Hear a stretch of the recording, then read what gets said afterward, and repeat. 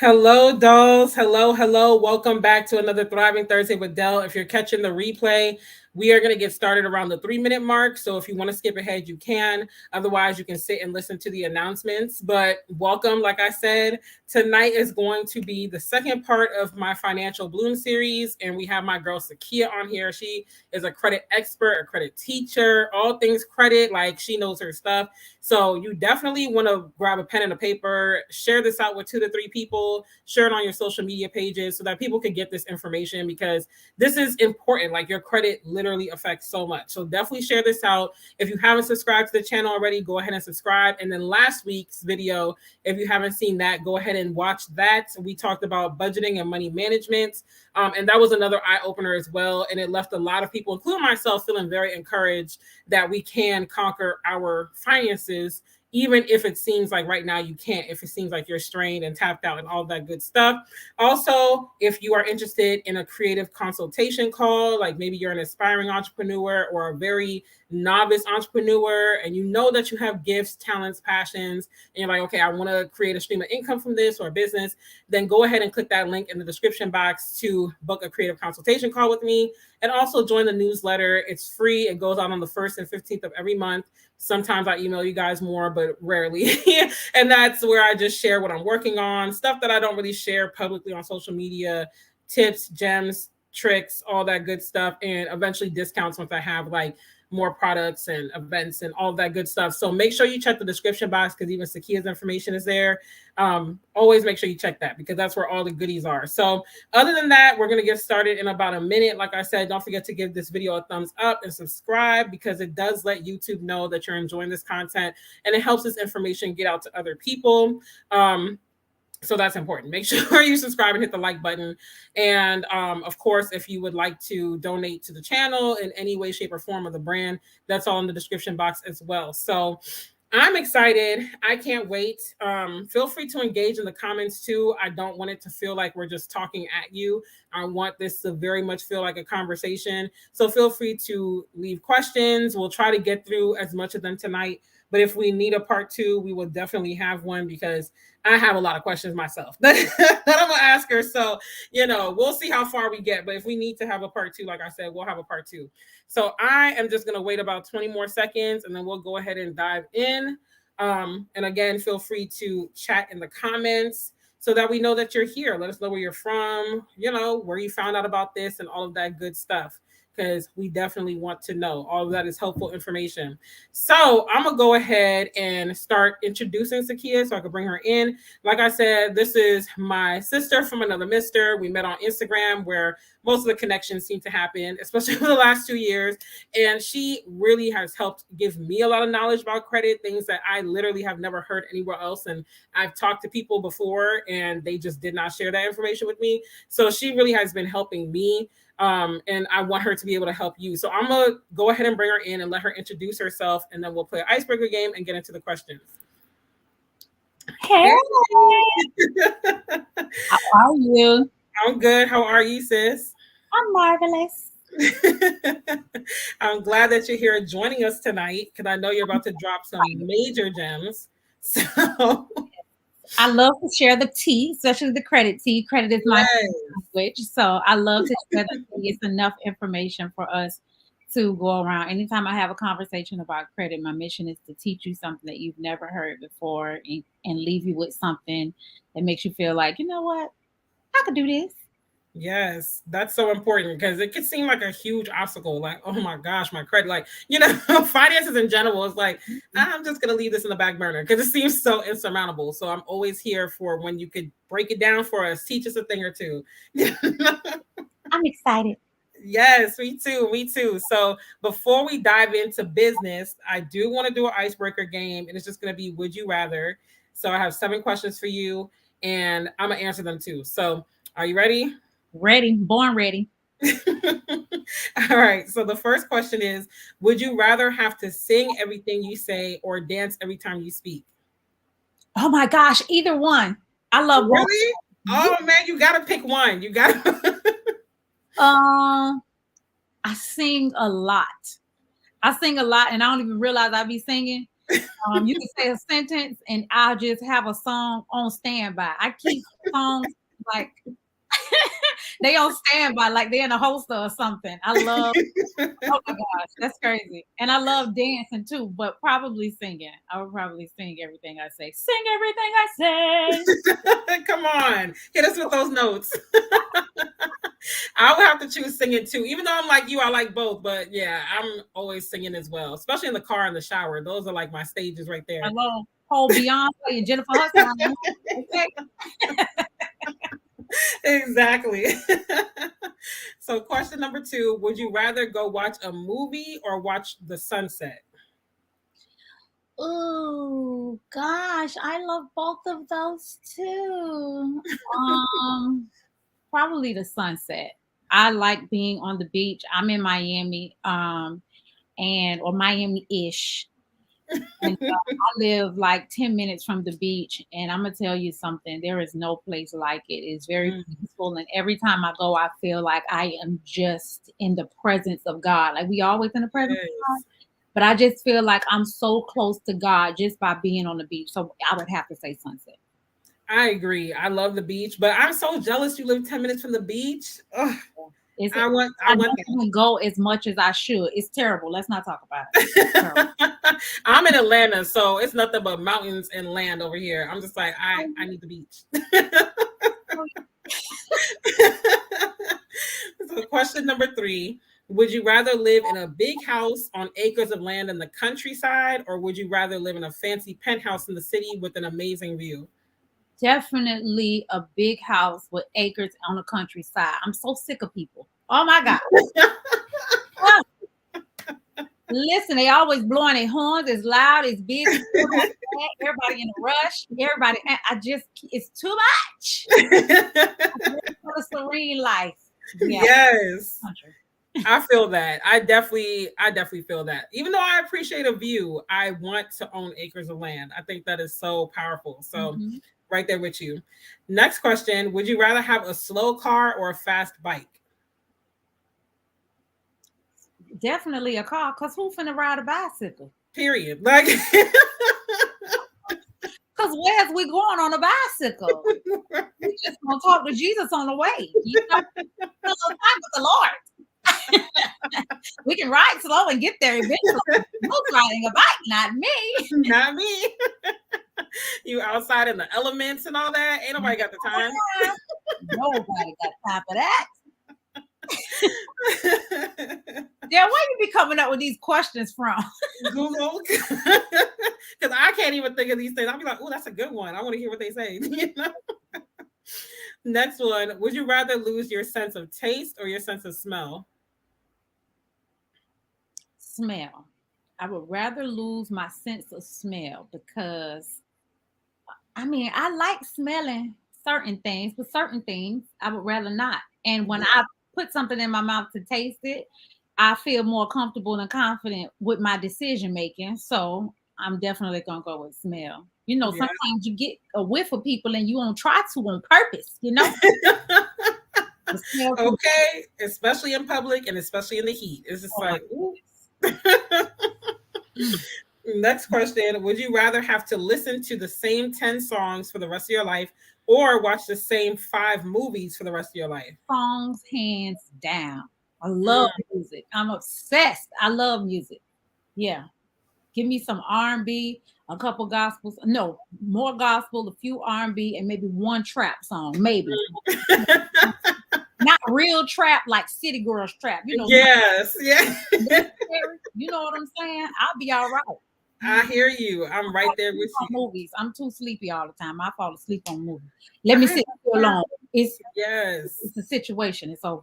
I've had a couple of dates where I've fallen asleep in the movie theater and they look over and they're like, really? I'm like, you paid $15 for me to take a nap, boo. I'm sorry. Okay, your girl is tired. I need to sleep. So the last question, and this, I was so hyped when I saw this online because I'm like, this is appropriate. Would you rather get a credit card with a $10,000 limit or $1,000 cash? Definitely a credit card with a $10,000 limit. Credit goes further than cash. Yes, yes. Credit goes further than cash. Okay, that's a quote for the night. Credit goes further than cash, y'all. I say this. A lot of people have a debate about cash is king, right? Cash is king, cash is king. If I can't buy cash, I don't need it. Well, in 2022, cash is king and credit is queen. Okay, both work hand in a royal castle. Okay, Yes. I'm all about royalty. Hello, in a Yes. royal castle, it's nothing. A queen and a king and a queen complement each other. They work hand in hand, so it's not really a competition. It's a partnership. You definitely need both. They definitely work hand in hand, and we'll get into that more as you answer your questions. But definitely, I would choose the king. Oh, I would choose the queen. I would choose credit over Yes. cash for sure. Yes, I agree. I definitely agree with that one. So thank you for playing that game. But now we are going to segue to the business side of things. Let's go. I'm ready.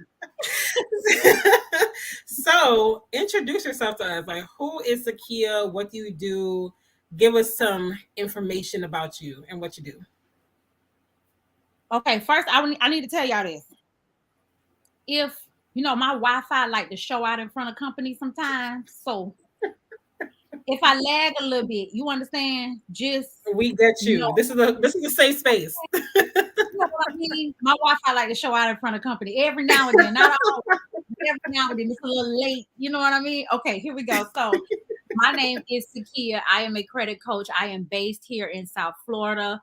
And what I do is teach women and children to have the confidence and empower them with financial education to have the confidence to not only have financial conversations, but avoid financial mistakes and recover from financial mistakes. So my primarily, I started off by teaching women, right?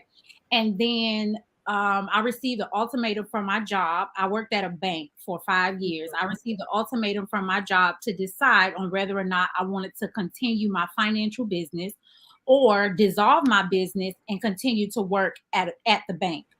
I decided to leave my job and pursue my business. Not immediately full time, but like a month after I left the bank, I left corporate America, period, to pursue my business. So when I left, I thought, hey, I'm going to go and I'm going to teach credit. But I had built a financial curriculum that I wanted to introduce to children, inspired by my 3 daughters. I have an 18-year-old, 15-year-old, and 12-year-old daughter. And as they see me speak about finances to women, they are asking, like, Mommy, why don't they teach us this in school? So I put together a curriculum and introduced that curriculum to the local cities and aftercare programs. And so I have been spending a lot of time teaching the youth about financial literacy as well. I am the owner of Royal Team Solutions. I'm part owner. The love of my life partner, and I own Royal Team Solutions and Speak Sakia LLC. We've been in business since 2016, and I'm just out here trying to make the world a better place, one credit score at a time. Yes, I love it. Like, you are out here just crushing it, sis. And I love the fact that it's like you're what they call like a humble superstar. Like, you don't carry yourself in a way where it's like, and I've got this, and ask about me, boo. Like, you're just out here helping and have a heart to serve. If I can tell you, I am highly opposed to lifestyle content. I do not want to sell a lifestyle because, number one, it gives people the impression that when you get a high credit score, you can have that lifestyle. But what people fail to mention is that in order to maintain that lifestyle or get that lifestyle, you got to have the income, the funds, and the financial discipline to maintain that lifestyle, or you just going to be a fake and a fraud like everybody else online. So I don't, and people who are attracted to that type of content, the lifestyle content, they want it fast. This ain't the check, cash, and store. Yep. That ain't what this is. I hear that. This ain't quick and easy. It didn't anytime I have someone in a financial a situation where they have bad credit, it takes time to have bad credit. You don't just get it overnight, and it's not something that you can recover from overnight. I don't want to be my target client, the client who I am designed to work with is not the person who wants it fast. My client is the person who wants to understand what they did wrong, understand how they can improve it, and how to maintain it. I am not attracted to selling people a dream because it really don't take all that. It doesn't take all that. So, okay. That's so true. Don't let me go to rambling. I'm like, speak, okay. But you speak. That's why they call you Speak Sakia, because you speak it. You are speaking. Okay. Hey, Michelle, it is all good, sis. I'm glad you're here. So when did you first learn about credit, and when did you become interested in making it a career? Well, I learned about credit in 2015. In 2015, so I was married for 6.75 years. You know, 7 is the number of completion. Yes. We didn't quite make it to 7, okay? So, but once that marriage was over, I decided that I still had goals and I still had things that I wanted to accomplish. And I knew that in order to do that, I needed credit. So I started to pay attention to my credit, and I happened to be talking to my now life partner, Tio, and I was just telling him, like, you know, I want to start working on my credit, get my credit again. And he was like, oh, yeah, I did that too. I was like, you did? How you did that? Tell me what you did. He began to share with me what he did. I, being as extra as I am, I took it to another level. I couldn't stay away from it. So, after 6 months of working on my own credit, I was like so amazed by the results that I was seeing. I actually went and purchased a car with no money down. I just had such a better experience when I was on the other side of bad credit. So one day we were talking, and I was like, how come you and I could do this, and Lexington Law, what they doing? Like larger credit repair companies, what are they doing? What are they doing differently than what we're doing? Come to find out, it was the same thing. They just drag their feet in doing it. They, you know, extend the process, and people are paying thousands and thousands and thousands of dollars. We even went to a place, and we just kind of it came up. And this guy that we met was like, oh, yeah, I've been with them for 4 years. And we was like, 4 years? You've been trying to get your credit fixed for 4 years? Something is missing. Right. They are not educating him. He is not doing something is missing. So I was like, well, we need to, I just wanted to put on this superwoman cape and just save everybody in my community. I was like, I got to tell my people about this because this easy. We could do this. So we started in 2015 working on my credit. And in 2016, after experimenting with family members and friends, we was like, okay, this is what we're trying to do. It worked for us. And let's see if it'll work for you. We're going to do it for free. Let's see if it'll work for you. And it did. So we went into business in September of 2016, and it's up from there. It started off with both of us, but his career required more of his time. And so I just was like, all right, I'm not you. Yes. I took a break for a while. I'm sorry, what were you saying? Oh, no, go ahead, finish.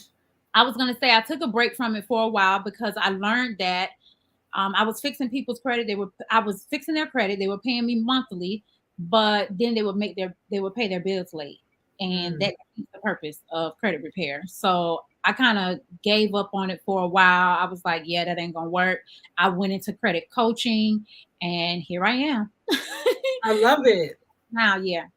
I love it. And I love how you mentioned that you and your partner did it for yourselves first. You got the experience first before you jumped out there, because this is just in business in general, particularly in the service-based niche, coaching, consulting, whatever. A lot of times people want to just jump out there because it's just something that's popular now, you know, like, oh, let me be a coach, and you have zero experience, and then you're charging people and you're using them. So let that be a word to the wise for everybody out there. Please don't go out here coaching and consulting if you ain't done nothing. Okay, like, get the experience first. Hello, Shamel. Hello, Kendall. I am glad that you guys are here. Y'all, please remember to give this video a thumbs up so that this good information can get out.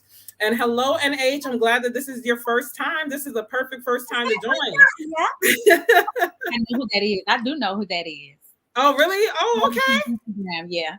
Oh, hello, family then. Hello, family. Okay, so can you explain 3 fundamental points about credit and how they affect us in our lives? Three fundamental points is, how often you pay your bills. I mean, how timely you pay your bills, making sure you pay your bills on time, making sure that you aren't running up your available credit, like your credit cards, and making sure that you're not applying too much for credit.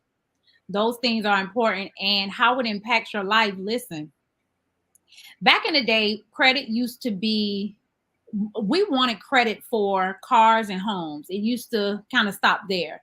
But present day, credit is being used to determine your character, period.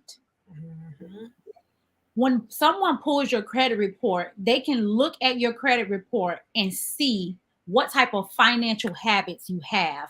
When I teach finances to kids and I'm talking to them about credit, my way of explaining it to them is like your credit is like your report card that you get in school. The only thing is it follows you for the rest of your life. It's a financial report card that follows you for the rest of your life.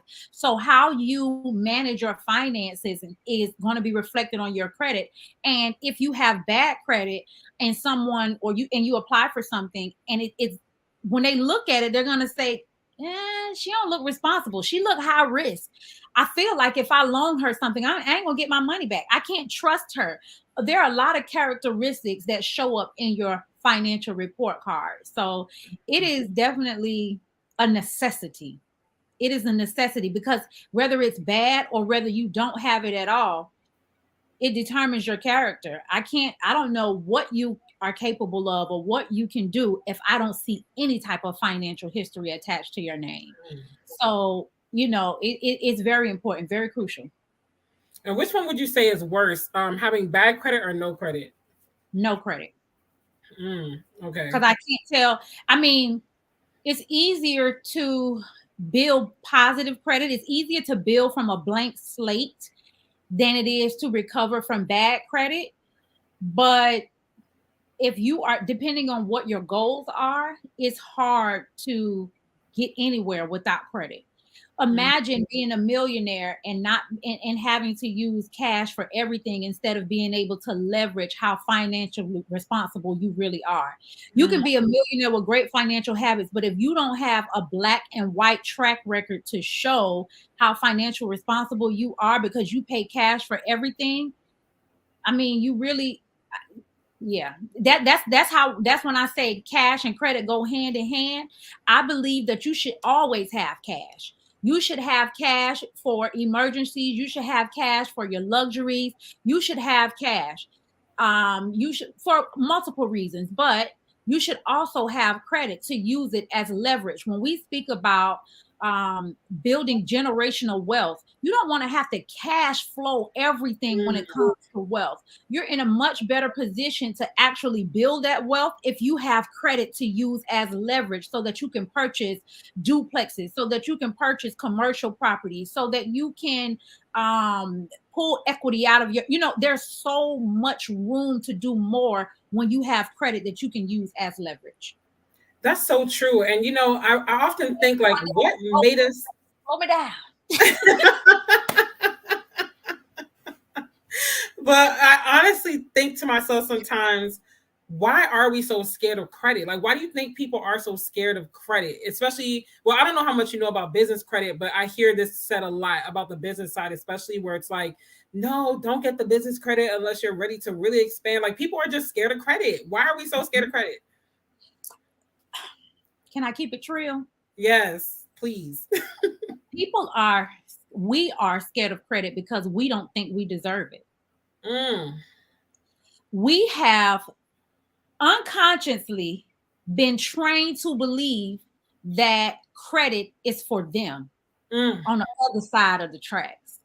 We have not begin to recognize how capable and worthy we are of good credit. And so when it comes to our credit, we turn away. We just feel like it's too much. We feel like that's for them and not us. We don't deserve it. You know what I mean? Because we don't have a lot of money. You don't have to have a lot of money to have good credit. You don't need a lot of money. I used to think the same thing, that credit was for rich people. But you and everybody watching this deserves good credit. You deserve good credit. First of all, we Jesus children. Come on Okay? now. Come God's on. children. We king's kids. We deserve the absolute best. First Come of on. all, we fine. Period. We fine. We too fine for bad credit. Yes. Too fine for bad credit. So I really think that is the biggest thing that holds us back when it comes to why we are so intimidated by credit. We think that we need a lot of money. We think that we don't deserve it. It's for rich people. And let me tell you a secret about credit. All credit is paying attention to your bills. That's really all credit is. That's all it is. It's paying attention to your bills. I think people are afraid of business credit. Now, when it comes to business credit, I think people see business credit and automatically think $150,000. And again, there are a ton of online influencers who are selling this lifestyle, but we are all in different spaces. Right. I have noticed large influencers taking advantage of small novice business owners, making them think or leading them to believe that they need to obtain business credit and go and purchase a car in their business name. Girl, it's a benefit. It is a benefit because it doesn't show up on your personal credit. But what people are not saying is they'll say, you don't heard people say, all you got to do is go and get your LLC. You got to make sure you got your address that match this on, make sure all your information match. Hey, it's a hustle. But what they're not telling you is that when you go and get a car in your business name, the commercial insurance, you have to put commercial insurance on that car. Commercial insurance gonna knock you upside your head like your mama would back in the day if you said something slick. Okay. It's not, and some people, starting a business is not hard, but you have to have the revenue, you have to have the income. You have to be able to afford the $600 G-Wagon payment that you're looking at on Instagram. You ain't got it yet, baby. Slow down, please. Exactly. Take it easy.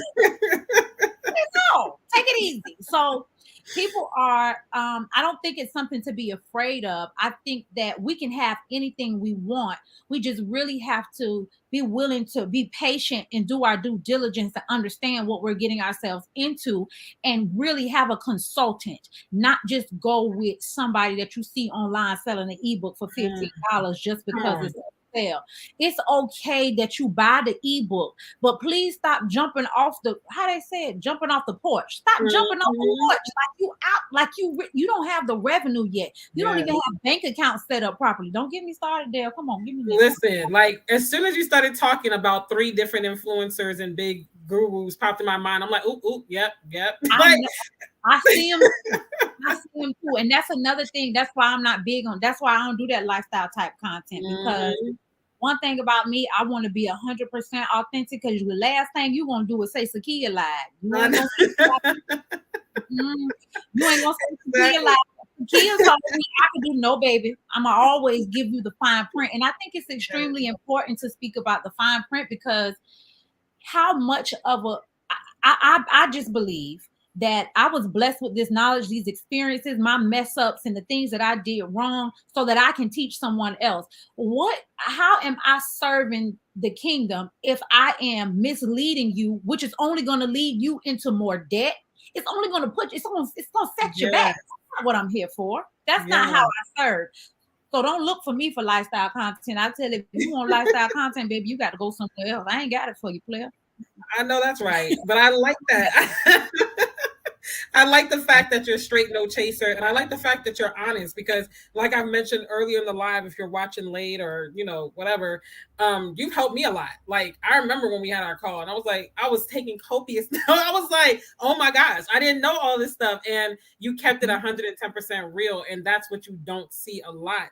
And I like what you mentioned about basically running your race at your pace, understanding that, like, okay, if you go and get that car on that business credit, you got to have the revenue to back that up. You got to be in a space in your business where you can really do it. So it's like, instead of rushing to keep up with the Joneses, know where you are in this season. And they broke too. The Joneses broke. Okay.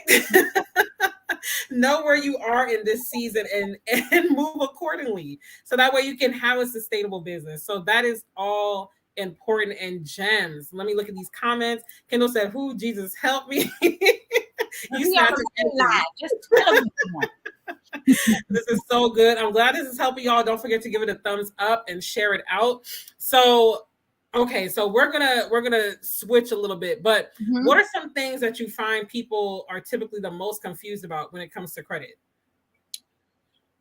People make credit a little harder than it actually needs to be.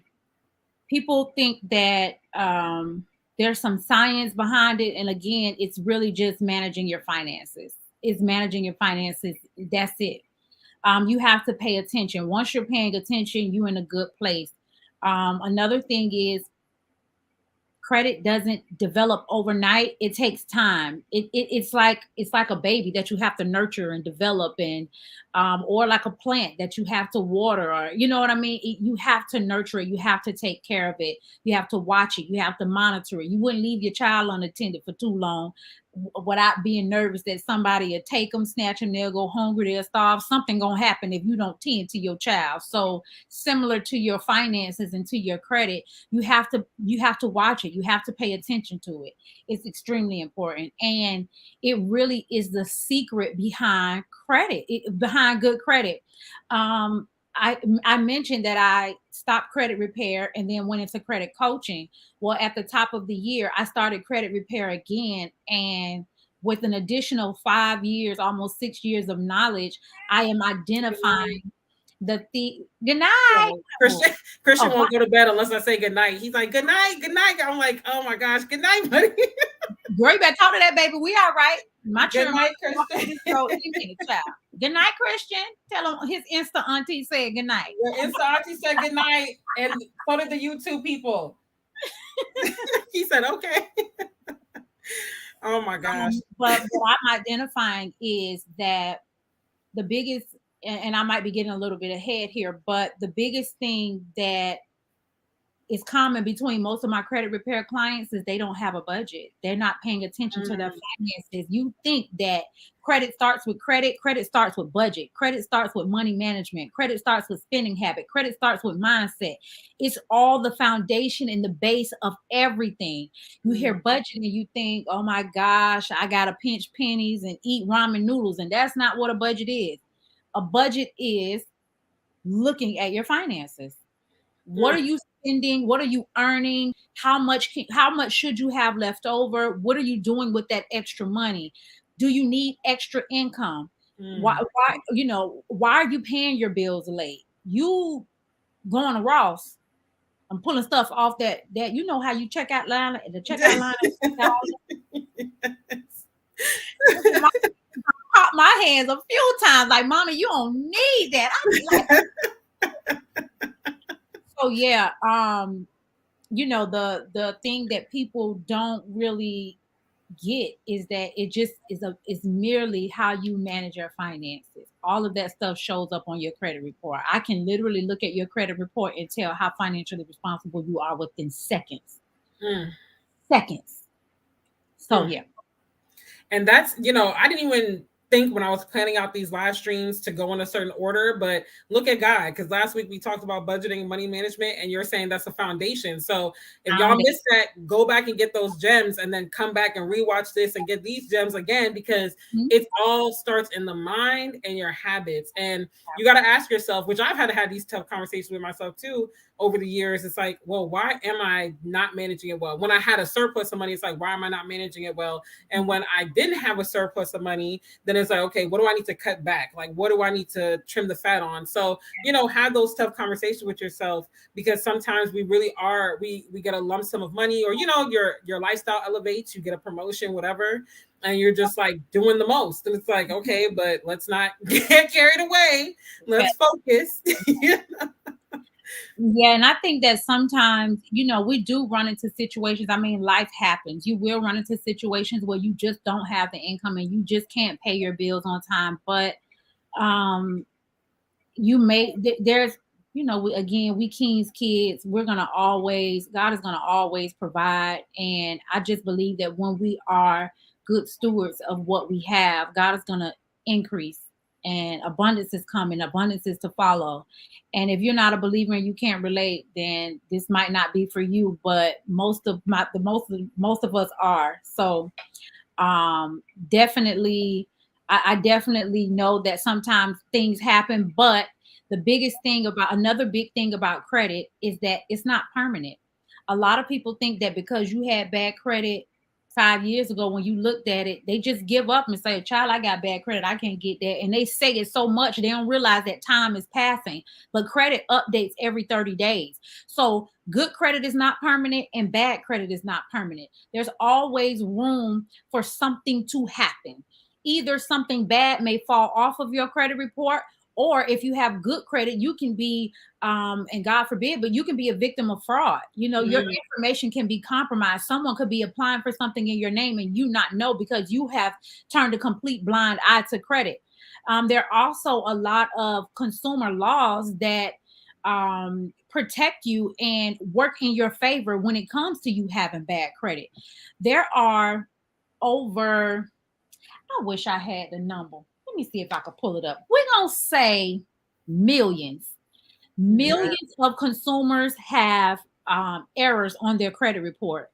And if there's something that is inaccurate, it has to be removed. There cannot be inaccurate reporting on your credit report. So, for example, let's say I had a Macy's card. I don't want to speak nothing over y'all life. I ain't speaking nothing over nobody. Give me a name. Let's call her Madison. Okay. Yeah.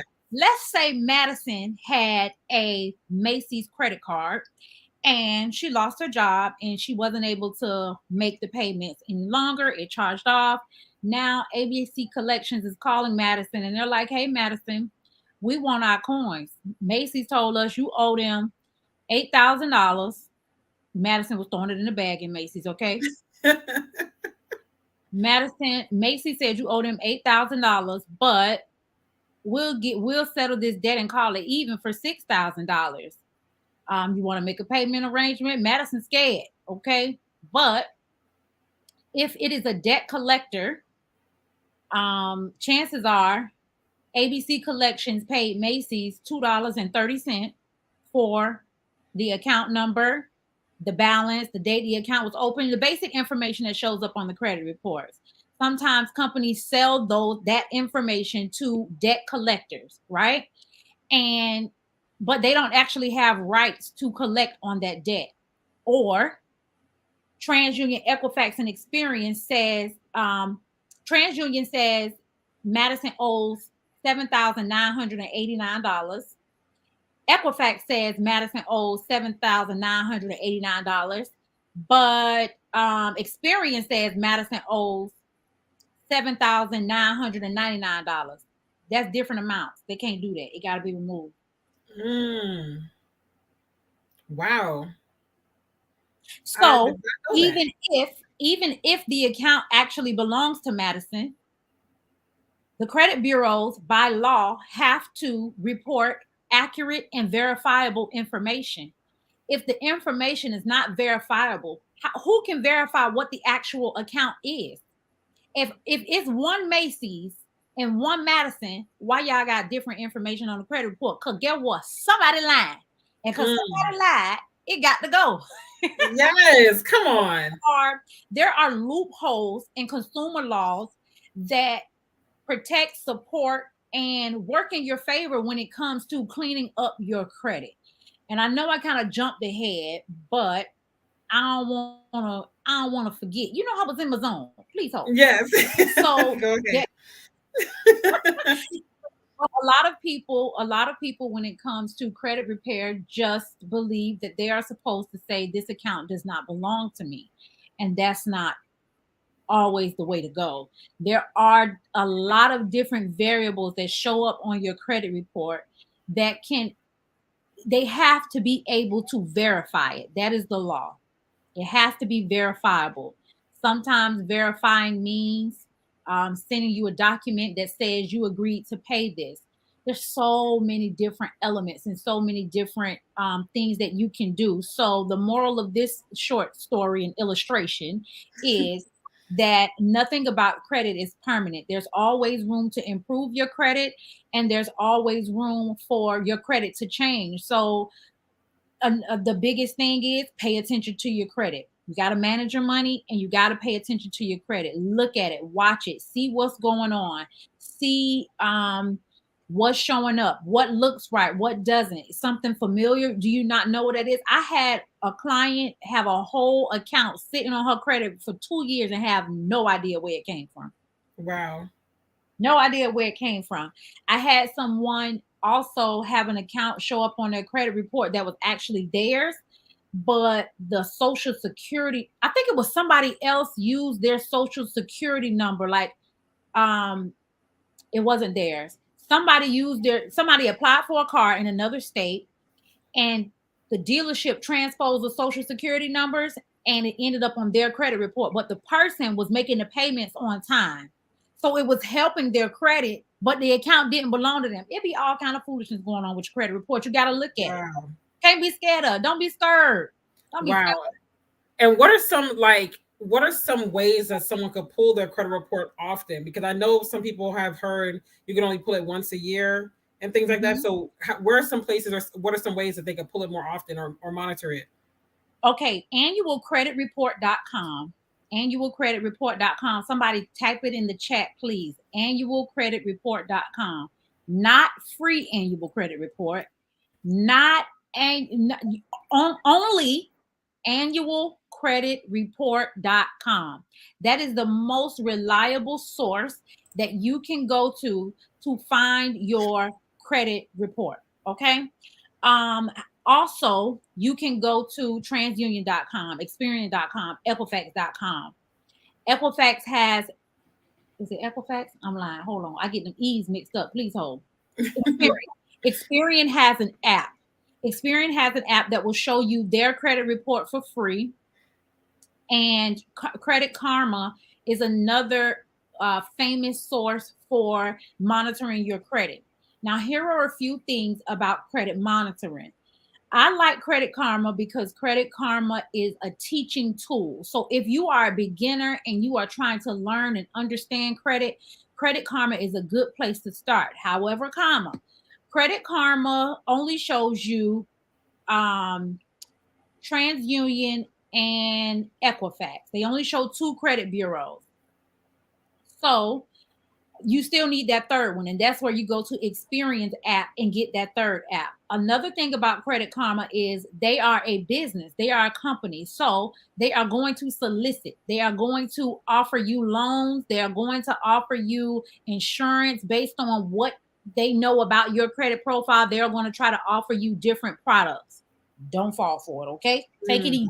Especially if you know you are in a tight situation with your credit. Before you do anything, I just recommend that you consult with someone who is educated. Holla at your girl, okay?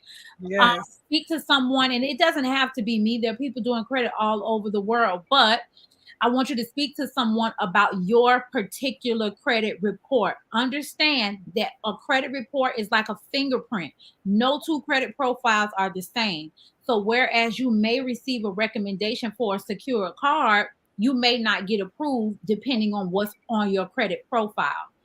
Also, Credit Karma has a reputation for giving false credit scores. And that is because, but what people don't recognize is that it's 2 different scoring models. So Credit Karma uses the Vantage 3.0 scoring model. Vantage 3.0. It's really like a fake score for real, but it make you feel good when you see your credit jump. You know what I'm saying? You see your credit score jump rope, okay? I like Credit Karma because it shows you your credit reports. It shows you the details. But if you are really in the process if you are in the my hair flying, please hold the bottom. Okay. You are in the process of getting ready to apply for something. Number one, I want you to make sure you contact that company and find out what credit bureau they use, but also look for your FICO score, because when you are applying for things, most of the time your FICO score is what's considered. You can find your FICO score on the Experian app. They'll give you, you got to pay, but they'll give you all three. But also Discover, the credit card, discover.com. Discover will give you your TransUnion FICO score for free. The banking app that you use, if you have Chase, Wells Fargo, Truist, I said Bank of America. Like you have those mobile apps, like when you log on to your bank account, usually a place that you can find your credit score on those apps. Yeah. And wherever your credit score is displayed, it has to be listed the type of credit score that it is. You're going to say Vantage 3.0 or it's going to say FICO. And remember, FICO is the score that most companies use, most lenders use, especially when you want to purchase a home. They ain't looking at nothing look like Vantage. Hello? They looking for the FICO score. So before you make a large purchase or like a home or a car, I recommend that you look for those FICO scores. If you can get them for free, that's great. But if you have to pay, I think it's worth the $29 investment just to make sure that your scores are in the proper place. But my rule of thumb is paying attention to the health of your credit more so than your credit score, because your health is going to tell a better story about, again, your financial habits and how financially responsible you are. And so the credit health. I feel like I'm talking fast, y'all. If no, y'all, you're good. You're good. They'll just have to watch the replay. Just come back and watch it. So for your credit, for your credit health, that's your habits. That's what you mean when you say, okay, I just want to make sure. When I say credit health, I mean your payment history. Your payment history is the absolute. So one of the questions I did see, and we might be jumping ahead, but I'm looking at the timer. One of the things that I did see was, or the questions was, what is the biggest thing that impacts your credit score the most? And the place where people make the biggest mistake is taking that payment history for granted. You taking that payment history for granted. If it shows up on your credit report, I need you to do your damnedest to make that payment on time. Okay. For example, if you have now it's gonna sound crazy, but just bear with me, hear me out now. You have a $25, you have a credit card, the minimum payment is $25 to $35, right?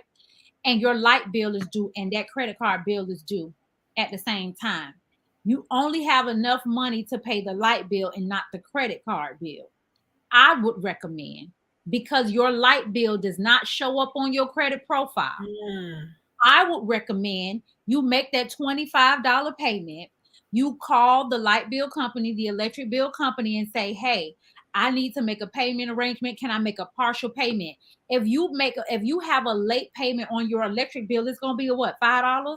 Well, mine is $5 in Florida. I'm not sure what it is, but it would be more feasible to make that late payment or make a partial payment or request a payment extension versus making that credit card payment late. Because anytime you have a late payment on your credit report, you can lose over 100 points on your credit score. Wow. So again, so it's not now. Why would I pay my credit card bill before I pay my light bill, Sakia? Because you're gonna lose some points on your credit score. Period. Recover from late payments. In order to recover from one late payment, you need to make an additional 12 to 24 on-time payments in order to recover from that one. And I'm gonna tell you something. I have. Let me tell y'all about these student loans. Okay. So I thought my student loans was in deferment, right? But they wasn't. Okay. And I had like 10 late payments on my student loan. I done got into credit. I started my business. First of all, I ain't paying no student loans. Hello? They in deferment. I'm going to tell y'all, remind me if we have time, I'm going to tell y'all how y'all can use your student loans to build your credit. But my student loans was in deferment and the payments was on time for years. I went to apply for something and I got declined because they said my payment history was bad, and that was in 2015.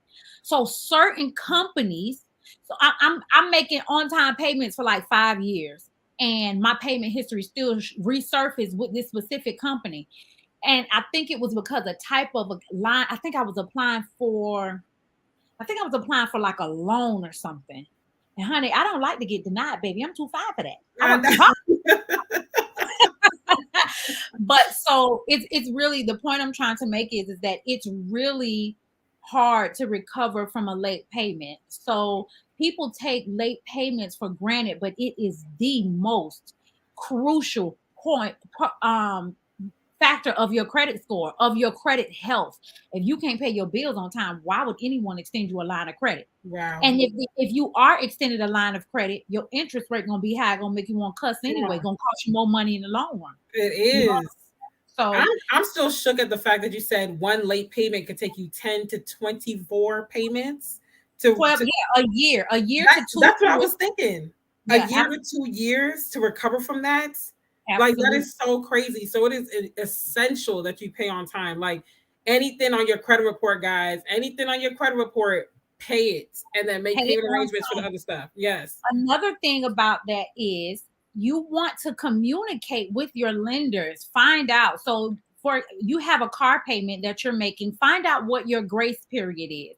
How many days do you have before you pay it late or before it shows up on your credit profile? I'll give you an example. With a car, traditionally, if you make your car payment 30 days late, it has to be 30 days late before it shows up on your credit profile. But there are some credit card companies, and Capital One is one of them. Capital One is popular. They're easy to get accounts with. They're a very forgiving company. I love Capital One for beginners.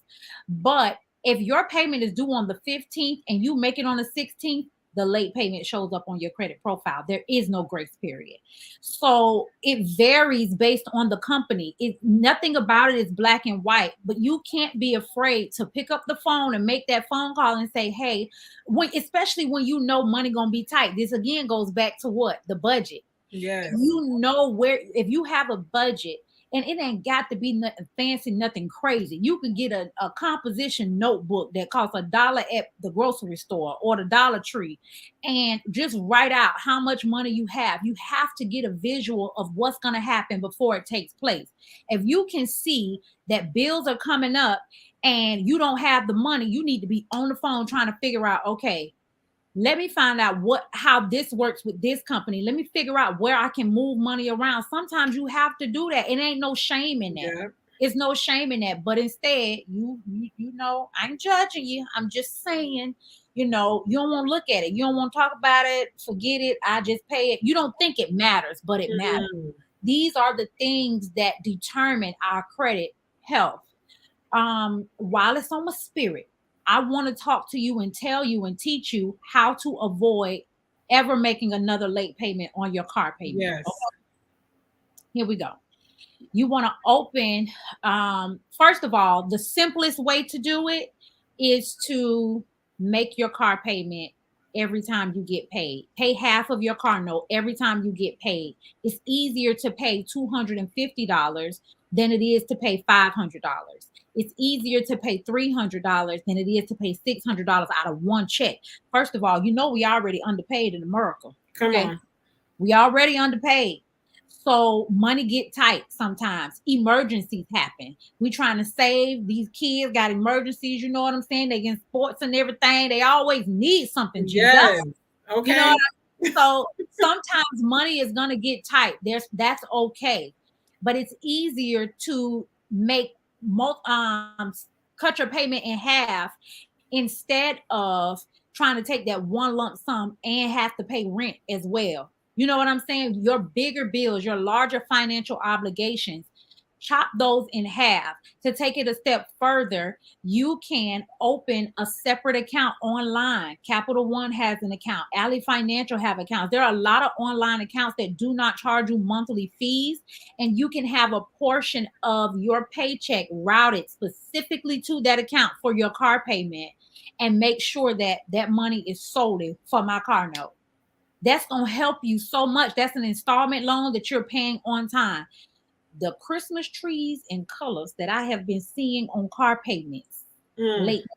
Okay, it get hard. I get it, but I want you to just think outside of the box, especially when you ain't rolling in the dough. You know what I'm saying? Yes. We ain't the boots with the pimp that Gucci suits. Okay.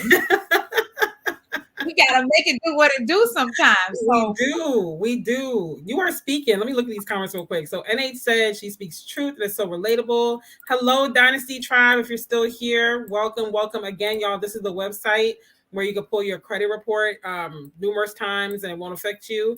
Hello, Yasmin. I'm glad that you're here. Michelle said Experian is what she uses. Yes to the FICO. They're here for the truth that you're dropping, and no problem. I'm just glad to be able to help. Wells Fargo does give the FICO because that's what I have too, and it'd be right in your face. Like, y'all, this really stressed me because my credit was chopped. Thankfully, Sean is on this kind of stuff. Yes, like it's always good when you can tag team with a partner, you know. So yeah. I mean, I know what I know, but thankfully you took the steps. Yes, and I'm here for it. I'm here for it. I'm working on it. That APR is crazy. Okay, that interest rate, y'all, it matters. So again, like Sakia said, even if you get the line of credit, I've seen like 20, 30, 40% interest rates. I don't know about 40, but I definitely have clients with 27% interest rates. 3 of them right now. 27% interest rate, and their sole focus of repairing their credit is to get out of this high car payment. Because what sense does it make to make a $600 car payment and only $200 going to the cost of the vehicle? That is crazy. Yes, and but we do what we gotta do. Yeah, we do what we got to do because we need a form of transportation, but don't just get there, sit there, Netflix and chill. Okay, let's do something about this credit, make those payments on time. So then 6 to 12 months after consistency, you just got to be consistent in making those payments on time, being consistent and educating yourself on what your particular credit report needs. What does your credit report need in order to be improved? Ask questions. There's so many resources out here. Do some research. Be consistent with it. In 6 to 12 months, you can go and refinance that car and get out of it. Get out of that high behind interest rate. That is the enemy. Or was the devil? It really is. It really is. So I want to ask you like 2 more questions, and then we'll have to do a part 2 because as you were talking, I was thinking of a ton more, but time is limited. So I'm gonna have to bring you back for a master class or something, girl, because I'm like, oh my gosh, it's the gems for me. So I want to ask, since we're on talking about how your score can increase or be stagnant or whatever, like what is the average rate that your credit score increases? Like what's a normal per month rate that you, is there anything like that? There is no thing. And it varies because you're only allotted a certain amount of points per category of the credit algorithm. So for example, your payment history is 35% of your credit score. The max amount of points you can get for that, I think it's like 137.5 or something like that. So you can only get a certain amount of points per section of your credit score, your credit report. But you said a word in that question, and it's rapid, the rate. You know what I mean? And it gives the idea that it's supposed to be a fast journey, or how fast should it be? It ain't fast. It's the race is not given to the swift. Hallelujah. Come on with the word, sis. Come on. But to the one who endureth. Listen, let me tell you something while I'm thinking about it. A popular thing right now about raising credit score. So this is a good segue. A popular thing right now is trade lines, piggybacking off someone else's credit, right? My mama got a credit card that has $10,000 on it. She don't really use it that much, and she's gonna put my information on it to raise my credit score. Well, that sounds good on paper, but you're just an authorized user, which means that it doesn't hold as much weight as it would if it were your own account, number one. And then number 2, the systems are now designed to identify that the account doesn't belong to you, as well as wait, hold on, I lost my third point. As well as even if I get that increase. So my credit score was 580. And my mom put me on her credit card, and now my credit score is 700 or 720. I can still apply for something and get denied. So it's really because I have baby credit, or because that account is too new on my credit profile, or because the account doesn't actually belong to me, but it belongs to my mom. It is a beneficial tactic to use, a beneficial strategy to use if you're going to use it as a leverage. I don't recommend that you piggyback off of someone else's credit when you have bad credit. I only recommend you use it when you are ready to get your own credit, when you're ready to take your credit to the next level. So we've gotten rid of the negative stuff. The credit kind of just don't really have no real history. It's baby credit. You get on a trade line when your credit score goes up, you now apply for your own credit card. Okay. And now you have your own line of credit that you're going to start nurturing and raising and watering like it's a plant, taking care of it. Over time, anybody can get credit. Anybody can get a 700 credit score, but it takes a real financially disciplined person to maintain. Come on. In a relationship, anybody can get a car, anybody can get the access, but how you maintain it, how you nurture it, how you take care of it over time is what's really gonna paint the right picture. It's all about health. It's about health. You got sis that look good on Instagram, but when she get off the camera, she can't stand up straight. Her booty hurting when she sit down because it's fake. She look good. You understand? So it's not all about how it looks. It's not about the outside picture. It's the complete health of your credit profile that matters the most. Don't stop me, Rondelle, because I'm talking. Listen, okay. I want to ask you this one last question, and then you can give closing remarks. So is it, and we're going to have a part 2, y'all, because, and I'm probably going to get you back on here for a masterclass, and we have it with the members or something, because I'm like, like my brain is like questions. I have all the questions. So yeah, it's such a diverse topic, but there are a lot of things that I'm saying, and if you're watching the replay, or if you go back and watch the replay after you watched it live, a lot of things that I'm saying is just basics. It's basics. It's nothing complex about it. It's basics. And that's where people don't really. Okay, come on, ask me your question. Okay. So last question, then we'll have your closing remarks. Is it worth it? Is it always worth it? Let me say that. Is it always worth it to always pay off all of your debts on your credit report? Or is there ever a time where it's appropriate to say, you know what, I'm going to leave that alone for now, or I'm going to dispute that? Okay. So 2 things. You're saying debts. You mean collection accounts, things that you no longer owe, things that are charged off that you no longer have access to? Well, I guess we could tackle both sides. Okay. Yeah. All right. So there's a difference between debt and collection. So debt is, I have an active credit card, and I have an active credit card and I owe money on it. That's a debt. A charge off is an account that the original creditor still has. I had a Madison, because they're not me, blood of Jesus. Madison had a Wells Fargo account, and she defaulted on it. She couldn't afford to pay it, but Wells Fargo still has possessions of the account. It's a charge off. A collection is Wells Fargo has sold Madison's account to a third-party company. It could either be a debt collector or a debt buyer, and we'll have to get into that another time.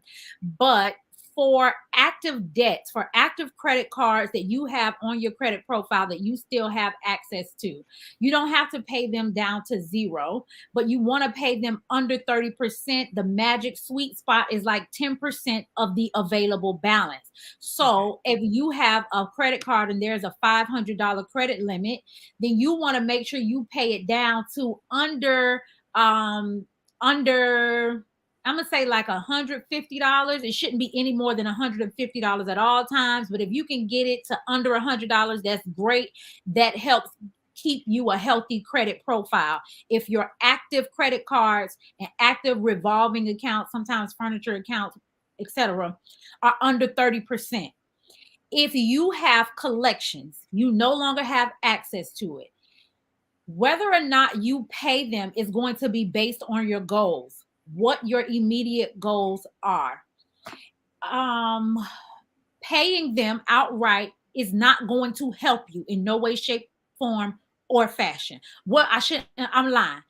Paying them off immediately is only going to help if you are at the closing table of purchasing a home.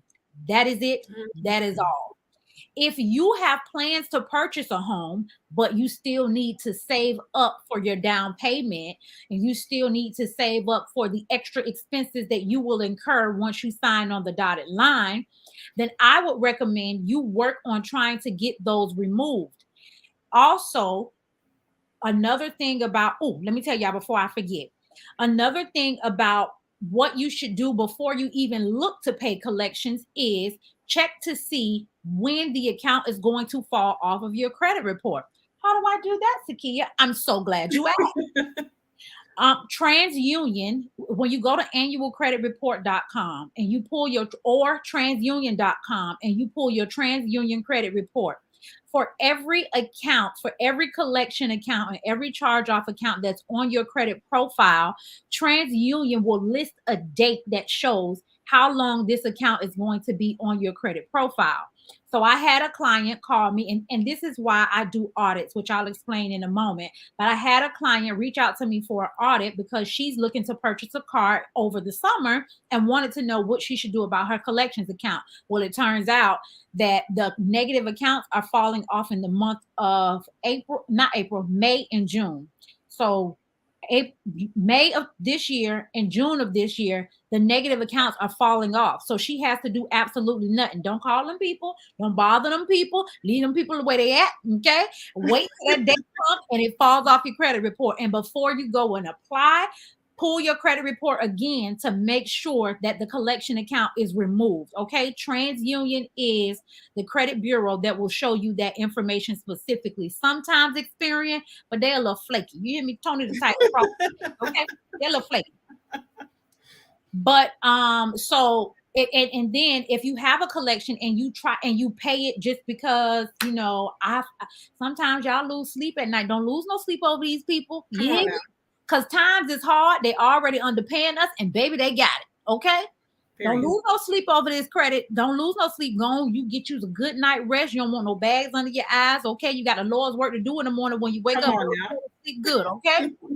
But if you pay off a debt and that's it, it still shows on your credit profile. So when someone goes to pull your credit, let's say you got 3 collections, you want to go buy a car, but you know these debts are on your credit profile and the collections are on your credit profile and you want to pay them off. You pay it off. When they pull your credit at the car dealership, they still gonna see it and you still gonna get a high interest rate. The balance being 0 means nothing. The fact that it is on your credit profile hurts your credit health. So do not just go up and pay it. Now, if you are in a rush and you want to pay it, I recommend that you contact the company and ask them, if you pay it, do they have a process in place where they can remove it from your credit profile? Some companies will, some companies won't. It's not always 100% guaranteed, but don't just take the first answer. Now, you call like 3 times, okay? Can't see what call 3 times, okay? Speak to 3 different people and make sure, because sometimes you got sis who just woke up, she ain't had her coffee yet, she tired, she don't feel like it. These people getting on her nerves over here in the corner, so she don't feel like being bothered, and you're gonna get more with sugar than you get with salt. Don't call them people with no attitude, but don't call up there being no dummy. Don't call up there being soft. I want you to be assertive, firm, and polite, okay? Be professional and be polite, but don't let them just tell you anything. You got to ask 3 times, okay? Yes. All right. I'm here for it. Like, So if nothing else, y'all, pay attention to your credit in that date, which is TransUnion that tells you that. And that is a fact because we had looked at mine. So it definitely tells you, and you'll be surprised at when some things are going to drop off, because you might have been thinking, oh my gosh, I got to pay this off. And if it's dropping off in a month or 2 months and you're not in a rush, it's like, just leave it. Like, and I have some people who come to me and a lot of people come because they want to purchase either a car or a home. And for those of you who are looking to purchase a home, I want to offer you this. Number one, please don't think that all you need is a down payment to move into a house. I know it's cute to be a homeowner. I know it's trendy. I know it's popular, but I am not a homeowner yet, for the very reason that I think you need to have like $20,000 saved up when you move into a house. You're going to need to furnish it. You might have repairs. You might have repairs that you're not prepared for. You might have things that need to be taken care of. You may want to add some things. You know what I'm saying? You need extra money. You need cushion in case something comes up. You can't call no landlord to come and fix it for you, baby. You got to do it yourself. So you don't want to just go into a home with the amount of money that you make every 2 weeks. You don't want to live paycheck to paycheck. You want to save a decent amount of money, right?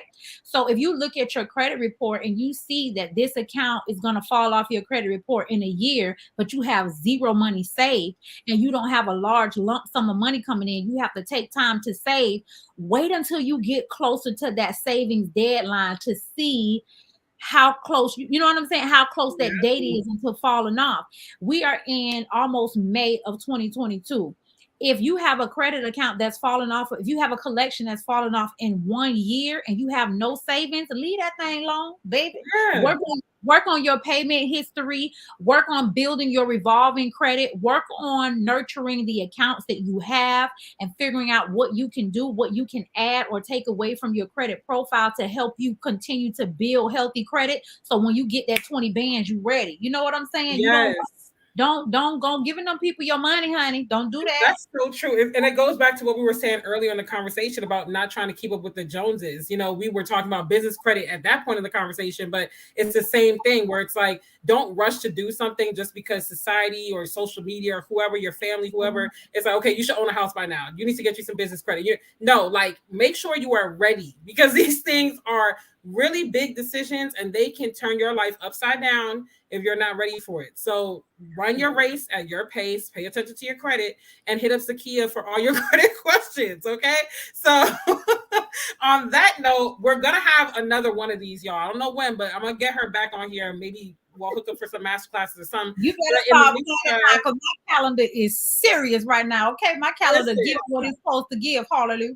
Yes, and I am not mad. I'm like, listen, I'm gonna have to book you for probably November or something at this point. Like, you got a weekend that you can come and talk about people. But before we close out, why don't you go ahead and just give us some final words of encouragement for tonight, and then go ahead and just let people know what you're up to, where they can find you, how they can work with you, all that good stuff.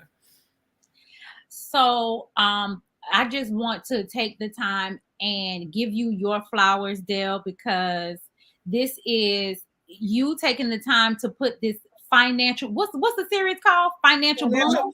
Child, how you on this series? You don't even know. First of all, girl, I got so many things to remember. I was in there. It's a transparency for me. This Financial Bloom series is going to help so many people, not just this time that we've spent together, but the other ladies that you have on.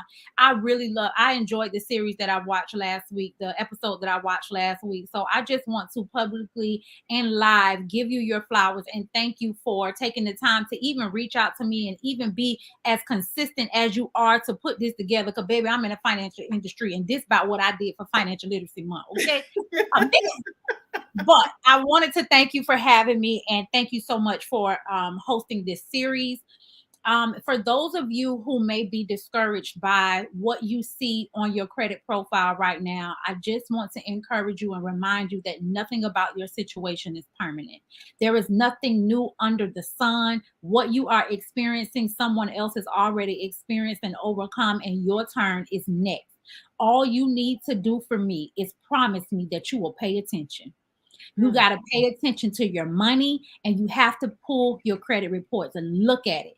If you don't know what it say, Google it. what does you can reach out to me. You understand what I'm saying? But sometimes you may want to feel I don't want you to be afraid of educating yourself. I don't want you to be afraid or intimidated by the things that you don't understand right now, because your credit is going to follow you for the rest of your life. And as a king's kid, I just in faith believe that anybody listening to me is a king's kid. Okay. Yes. As a king's kid, you deserve the absolute best. You deserve what God has for you. And you deserve the leverage that is attached to great credit. You absolutely deserve that. So I want you to pay attention and don't be afraid to use that Google, use YouTube. Terrence, my life partner, the love of my life, Terrence and I started by YouTubing. We started by looking at what other people were doing, and it was a lot of trial and error. But you can't be afraid. You can't be afraid to approach the things that you don't know. I am available for you if you have questions about your credit. Even if you don't feel like you need full credit repair services, reach out to me if you have questions about your credit. I have a pick my brain session where we discuss for 45 minutes whatever it is that you need to discuss. Every time I talk to you, I give you a strategy. I give you a written strategy after the call, because sometimes you get on Zoom and hang up and be like, now what she saying? Yeah. So I give you a written strategy of what we covered. I also have a credit audit that I require before I take on any credit repair client, because sometimes, like the situation I was speaking of earlier, you may not need credit repair. For me, I am not doing this because I'm not doing it for the money. Now, mama got kids to feed. Okay. Yeah. Let's not get it twisted. Mama got kids to feed, but I don't do this for the dollar. I do this because I am serving. I need you to walk around with good credit. I need you to have it. I need you to experience. Listen to me. The conversations hit different when you got a high credit score. I'm telling you. Let me tell y'all this quick story. Can I tell a quick story? Yeah, go ahead, sis. Okay, let me tell a quick story. So, I went and purchased a car because the short version of the story is I went and purchased a car. I had bad credit. Them student loans I was telling y'all about, right? My interest rate was 18%.